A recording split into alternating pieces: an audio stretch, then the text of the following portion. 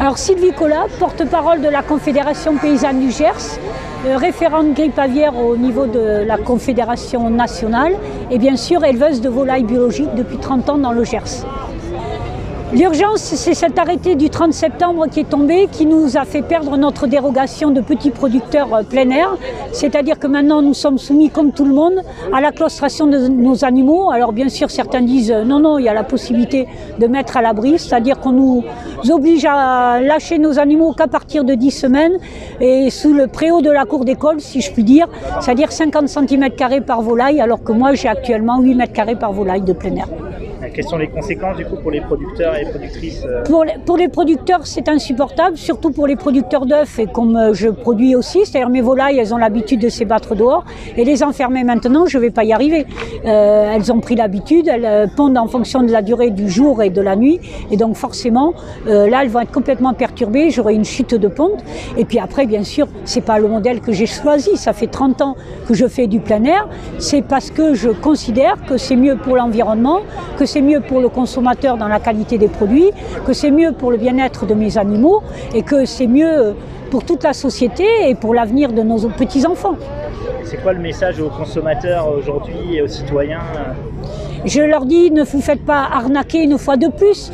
Il faut que le plein air soit du plein air et que là, on vous fait du faux plein air en supprimant la question du plein air par de l'appellation France ou autre, alors que c'est bien du plein air confiné.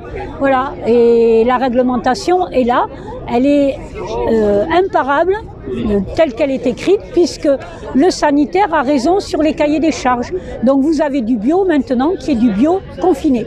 Que le plein air, voilà, il est responsable de la grippe aviaire ou c'est l'industrie Bien sûr que non. Le plein air a été de suite montré du doigt comme étant le coupable parce que bien sûr il y a eu quelques cas liés à la faune sauvage. L'introduction du virus est venue par la faune sauvage, mais ensuite il a été diffusé par les élevages industriels. C'est eux qui ont la concentration et la densité et surtout la segmentation de la production. Nous sommes des élevages en autarcie, nous contaminerons personne, même si nous avons la grippe aviaire, parce que nous ne sortons pas de chez nous, sauf pour amener nos animaux à l'abattoir, et parfois ils sont même abattus chez nous, comme c'est le cas chez moi. Alors je m'appelle Dimitri Bon, je suis éleveur de poulets bio et de poules pondeuses bio dans le Jura avec ma femme Estelle. Parce que notre métier qu'on pratique depuis 3 ans, c'est une installation qui est un vrai succès et elle est en péril en fait maintenant. On est encore en période jeune agriculteur pendant encore 1 an et on ne sait pas si dans quelques mois on va pouvoir continuer notre métier alors qu'on se fait disputer par nos clients tous les marchés parce qu'on n'a pas assez d'œufs et de poulets. Voilà. Donc on sent bien que les consommateurs veulent de ce qu'on fait. Les écoles viennent visiter notre ferme. Tous les enfants sont heureux de venir planter des fleurs et puis de regarder comment on travaille. Et on reçoit des injonctions voilà, d'enfermer des animaux. Et c'est complètement contraire à tout ce qui nous a poussé à nous installer en éleveur. Voilà. Étant éleveur, c'est hors de question d'enfermer des animaux. D'autre part, parce qu'on travaille sur des souches vraiment de qualité et des viandes qui ont des races qui ont du bouillon, quoi, qui goûtent à l'herbe à 25 jours jusqu'à leur mort à plus de 100 jours. Et donc c'est complètement impossible d'élever ce genre d'animaux enfermés, c'est impossible. Donc ça vous supposerait de prendre des souches placides comme on trouve dans des bâtiments voilà, fades. Voilà. Donc pour nous c'est pas possible. Donc on est vraiment, on fait le yo-yo, on ne sait pas si notre métier on doit doubler les bâtiments ou bien arrêter complètement. C'est incroyable. Moi c'est Mathieu Brosseau, je suis éleveur de volailles de chair en Loire-Atlantique, poulet, pintade, en vente directe. Je me mobilise pour sauver mon élevage et celui de mes collègues parce qu'aujourd'hui on est censé enfermer nos volailles et c'est pas le mode d'élevage qu'on a choisi et le collectif c'est important pour pas que les éleveurs se retrouvent tout seuls et c'est pour ça que je me mobilise. J'ai signé le manifeste des éleveurs plein air où on refuse la claustration de nos animaux et on a eu plusieurs éleveurs en Loire-Atlantique à avoir signé ce manifeste. Parce que quel que soit le système de production, qu'on soit en vente directe ou en groupement, c'est toujours l'éleveur la variable d'ajustement. Et les éleveurs ont intérêt à se mobiliser collectivement. Alors je suis Nina, je suis éleveuse de poules pondeuses en bio dans le Var, à Sillan-la-Cascade. Je suis montée jusqu'à Paris parce qu'aujourd'hui on nous impose pas mal de nouvelles choses par rapport à la grippe aviaire, notamment le confinement des volailles. Je chose que je n'ai pas du tout envie d'appliquer, à la fois parce que je trouve ça inefficace et parce que je pense que mes poules sont bien mieux à avoir accès à leur parcours tous les jours. Et que voilà, je ne me suis pas installée en élevage pour leur infliger un confinement systématique plus de la moitié de l'année, tous les ans. Et aussi, j'ai fait le choix d'être en bio pour faire des produits de qualité. Et pour moi, un œuf qui est produit par une poule qui reste enfermée toute la journée, ça me déplaît, quoi. Si les arrêtés sont appliqués, alors c'est sûr que moi je réfléchirais à appliquer ou pas chez moi le confinement des volailles. Je pense que je ne l'appliquerai pas d'ailleurs, mais je risque d'une fermeture administrative, des amendes, donc c'est un risque qui est quand même important d'arrêter l'activité. Mais personnellement, confiner mes volailles, c'est pas trop réalisable. Je peux difficilement couvrir de filets mes parcours et les enfermer dans le poulailler, c'est pareil, ce serait très compliqué. Le message aux consommateurs, c'est qu'on a besoin du soutien, de leur soutien, parce qu'aujourd'hui, nous, on essaye de résister contre ces arrêtés qui vont être mis en place. Et si demain les consommateurs, du coup, nous suivent pas, on va être seuls et on va pas. Enfin, voilà, on n'est pas assez nombreux et donc on a besoin de tout le monde. Et surtout, il faut quand même que vous sachiez que la moitié de l'année, les œufs plein air et bio que vous achetez sont en fait qu'à moitié plein air, voire pas du tout plein air. Gérard Massé, donc je suis agriculteur biologique à la Turballe en Loire-Atlantique. Je produis des œufs depuis déjà quelques années. On fait partie d'un collectif, historiquement, c'est un groupe d'éleveurs qui est constitué au niveau du GAB de Loire-Atlantique, qui réfléchit depuis plusieurs mois à comment on pourrait effectivement se mobiliser contre cette infamie qui nous est faite. Et donc, on a commencé à travailler à réfléchir effectivement comment on pouvait s'organiser. Après, on a rejoint le collectif Sauve qui Poule, parce qu'ils avaient déjà fait un travail qu'on n'avait pas à refaire sur cette relation avec le consommateur. Et effectivement, très, très rapidement, on savait qu'il fallait intégrer les consommateurs à notre combat. Donc, quand on a eu connaissance de Sauve qui Poule, effectivement, on les a contactés et ils nous ont autorisé à utiliser leur nom, leur statut, etc. Et on est en phase de création d'une structure au niveau du département. Donc, on a signé récemment à une quinzaine de manifestes de la Confédération paysanne et du MODEF. Ça nous paraissait important de montrer publiquement et devant les médias qu'on refusait une bonne fois pour toutes de claustrer nos volailles.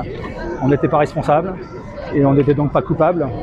Et il fallait effectivement que ça se sache et que l'administration effectivement soit au courant que de toute façon, quelle que soit l'issue ou les évolutions de la pandémie, on ne recommencera pas les erreurs de l'année dernière, à savoir se soumettre à une claustration dont on n'est absolument pas la cause, quoi. Moi, je suis un paysan issu du conventionnel. J'ai été longtemps dans le conventionnel. J'ai fait un cheminement vers la bio, et je ne peux pas y retourner, quoi. C'est-à-dire que j'en ai fait l'analyse. J'ai l'âge d'avoir fait l'analyse de la façon dont fonctionne l'agriculture et j'ai fait le choix il y a une dizaine d'années de passer en bio. Et c'est pas pour revenir dans un système concentrationnaire où on ne respecte ni l'animal, ni l'homme, ni le consommateur. Alors je suis Estelle Bon, j'habite dans le Jura et on est éleveur de volailles plein air jusqu'à maintenant. On fait des poules pondeuses et on fait aussi des volailles de chair. Aujourd'hui, je voulais alerter la population, le consommateur sur ce qu'il va manger dans ses assiettes d'ici les fêtes. Il faut faire attention à ce qui est marqué sur les étiquettes de vos volailles parce qu'à partir d'aujourd'hui, elles ne sont plus considérées comme étant des volailles plein air. Ouais, alors moi c'est Pierre Nicolas, donc je suis éleveur de volailles en agriculture biologique à Milly-la-Forêt dans l'Essonne, à 60 km de Paris. Et j'élève environ, on va dire, je fais 350 poulets par semaine et j'ai 150 poules pondeuses. Voilà. Évidemment, c'est du bio, donc c'est du plein air. C'est pour ça que je suis là. On le sentait venir. On a quand même un gouvernement qui souhaite aplanir, niveler les choses de manière assez brutale, c'est-à-dire qu'on veut comment dire, enfermer toutes les volailles juste par période de grippe aviaire, donc quelle qu'elle soit, c'est-à-dire même si on est dans des élevages qui sont autonomes, comme chez moi par exemple, qui sont finalement des cul-de-sac sanitaires où j'élève moi-même, où je fais grandir les poussins, je produis mon aliment, je commercialise, voilà, je suis complètement autonome dans mes déplacements. Il n'y a aucune raison que le virus arrive chez moi via des camions, via des travailleurs extérieurs. Et aujourd'hui, ça veut dire que même moi, on me ferme mon élevage complètement et on va me faire vendre des poulets en bio alors qu'ils ont été enfermés toute leur vie. Le sens de l'élevage, il est perdu, oui. Des animaux enfermés dans un bâtiment, ça correspond à rien. En plus, en élevage fermé, comme aussi avec tous mes collègues, souvent on pousse les animaux, on les fait vivre plus longtemps qu'ailleurs. Chez moi, c'est 110 jours minimum pour un poulet. Les chapons, c'est 200 jours. Les races anciennes sur la volaille, c'est 150, 180 jours. Ça veut dire quoi? Ça veut dire que c'est des races anciennes, si on les enferme dès le début, elles pètent un boulon et elles se bouffent entre elles dans la cabane. Voilà, elles sont pas faites pour être élevées confinées. Donc ça veut dire que c'est fini, on arrête, on abandonne. En plus, c'est un programme subventionné. Donc d'un côté, on subventionne ça, de l'autre côté, on l'interdit. Donc voilà, chercher l'erreur. Et après, effectivement, par exemple, sur les volailles de Noël, là c'est pareil, ça n'a aucun sens. Enfermer des bêtes qui font 6, 7 kilos vivantes, aujourd'hui, elles se massacreront dans les cabanes. Elles sont habituées à vivre dehors et là c'est fini, quoi. Donc on les met en péril, en fait, on les met en danger elles-mêmes. Et on fait souffrir les animaux pour rien. Ouais, c'est tout d'abord une petite prise de conscience, hein, c'est vraiment se rendre compte que ce combat-là qui vient juste, qu'on vient juste d'essayer de faire passer au grand public, mais voilà, que les gens en aient vraiment conscience, parce qu'aujourd'hui la demande en œuf plein air, en volaille plein air, elle explose. Donc on se rend compte que les anciens systèmes commencent à être abandonnés, on ne veut plus de poules en cage, mais d'un autre côté, on va interdire le plein air quasiment 8 mois, 6 mois sur 12, dès qu'on aura un soupçon de grippe aviaire dans l'air. C'est ça le danger. Donc je suis Gaël Croquevielle, éleveur de volailles dans le Calvados, donc volailles de chair et poules pondeuses bio. Parce que c'est important qu'on puisse laisser toujours nos volailles en plein air. Enfin, nous, on est dans des systèmes où enfermer des volailles, c'est pas possible. Enfin, pour moi, c'est pas envisageable.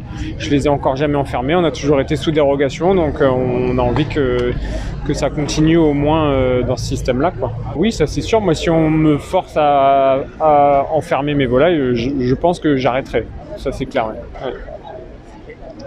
Est-ce que tu as un message aux citoyens, aux consommateurs? Eh ben, signez la pétition.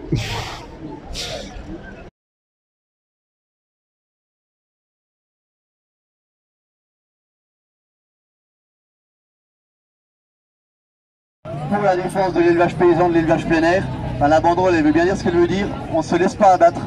On nous annonce avec ces mesures-là la mort de l'élevage de plein air.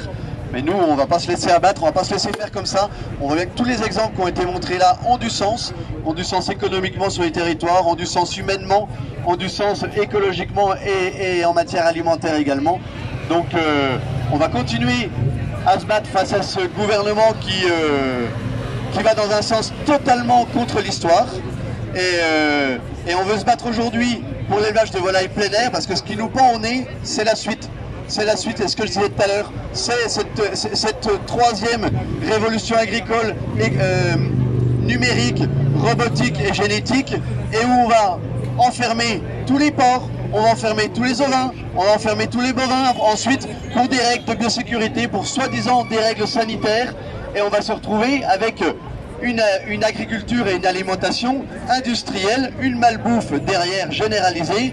Et on sait bien qu'on peut faire autrement, on sait bien que ça a du sens de faire autrement, et on sait bien qu'on y arrive.